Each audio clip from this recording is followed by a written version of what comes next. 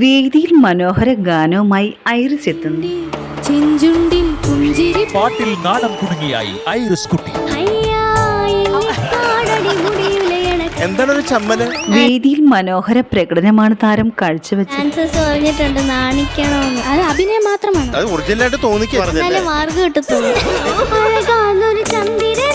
വെറുതെ അല്ലേ top singer ഇത്രയും ജനകീയമായത്? നിങ്ങളെപ്പോലുള്ള പിള്ളേരുണ്ടായോണ്ട ഇഷ്ടംപോലെ ഉയർച്ചകളിലേക്ക് എത്തട്ടെ. വേദിയിൽ വിധികർത്താക്കളെ പോലെ ഞെട്ടിച്ചുകൊണ്ട് ശ്രീലക്ഷ്മി എത്തുന്നു.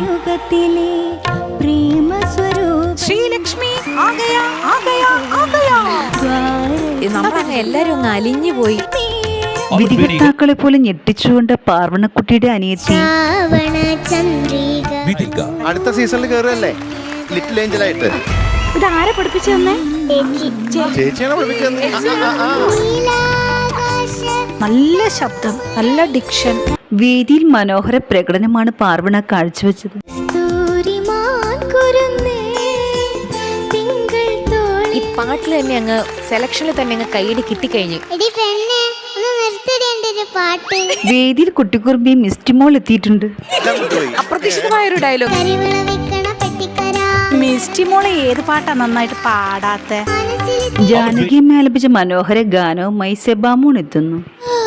ജാനകിയമ്മ പാടുന്ന പോലെ എനിക്ക് തോന്നുന്നു. പാട്ടുകൊട്ടാരത്തിൽ മെലഡിയുടെ പുതുമഴ പെയ്ത് മോളുടെ ആ സൂത്തിങ് വോയിസ് മനസ്സിൽ ഭയങ്കര നൊസ്റ്റാൾജിക് ഫീലിംഗ് നമുക്ക് എല്ലാവർക്കും കൊടുക്കും. വേദി ഒന്നടങ്കം വിസ്മയിപ്പിക്കുന്ന പ്രകടനമാണ് താരം കാഴ്ചവെച്ചത്.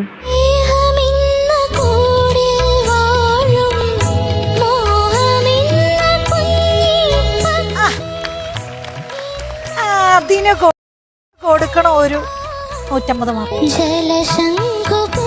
വേദിയിൽ മനോഹര ഗാനവുമായി ആൻസർ എത്തുന്നു. ഇന്നെന്താ ഈ വേഷം കിട്ടിട്ട് വരാനുള്ള കാരണം? ഏത് പാട്ടാ?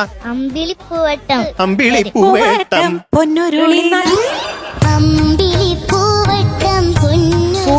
ആൻസറക്കുട്ടി മനോഹര പ്രകടനമാണ് വേദിയിൽ കാഴ്ചവെച്ചത്. ചരണത്തിന് മുമ്പുള്ള പല്ലവി അവിടെയാണ് പ്രശ്നം പറ്റിയത്. അവിടെ മാത്രം. പിന്നെ വേറെ വേണം ഒരുപാട് പ്രശ്നമുണ്ട്. സീസൺ 5 വേദിയിൽ ദേവദർശൻ ഒരു സർപ്രൈസ് ഒരുങ്ങുന്നുണ്ട്. പാട്ടിന് അമേരിക്കയിൽ നിന്നൊരു വിലപ്പെട്ട കമന്റ്.